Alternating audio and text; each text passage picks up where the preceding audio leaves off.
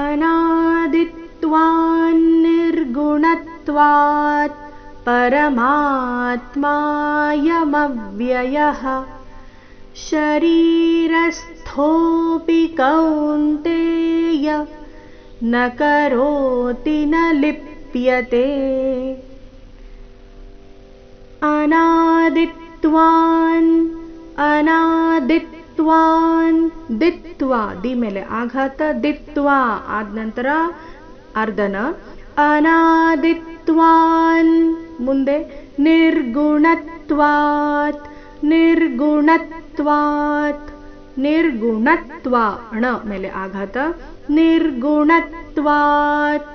ಈಗ ಈ ಎರಡನ್ನೂ ಜೋಡಿಸಿ ಹೇಳಿದಾಗ ಅನಾದಿತ್ವಾನ್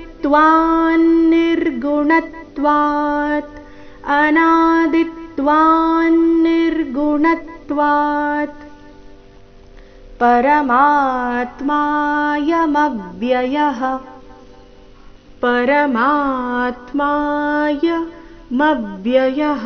ಮ ಮೇಲೆ ಆಘಾತ ಮವ್ಯಯಃ ಶರೀರಸ್ಥೋ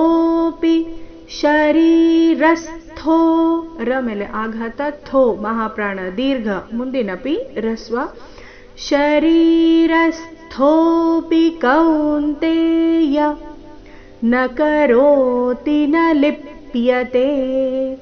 ನ ಕರೋತಿ ಈ ರೀತಿ ತೀನ ದೀರ್ಘ ಮಾಡಬಾರ್ದು, ರಸ್ವ ದೀರ್ಘಗಳ ಮೇಲೆ ಗಮನ ಕೊಡಬೇಕು. ನ ಕರೋತಿ ರೋ ದೀರ್ಘ, ನ ಲಿಪ್ಯತೆ ಕೊನೆಯತೆ ದೀರ್ಘ. ನ ಕರೋತಿ ನ ಲಿಪ್ಯತೆ ಲಿ ಮೇಲೆ ಆಘಾತ ಲಿಪ್ಯತೆ. ನೋಡೋಣ ಪೂರ್ತಿ ಶ್ಲೋಕ ಮತ್ತೊಮ್ಮೆ. ಅನಾದಿತ್ವಾನ್ನಿರ್ಗುಣತ್ವಾತ್ ಪರಮಾತ್ಮಾಯಮವ್ಯಯಃ ಶರೀರಸ್ಥೋಪಿ ಕೌಂತೆಯ ನ ಕರೋತಿ ನ ಲಿಪ್ಯತೆ.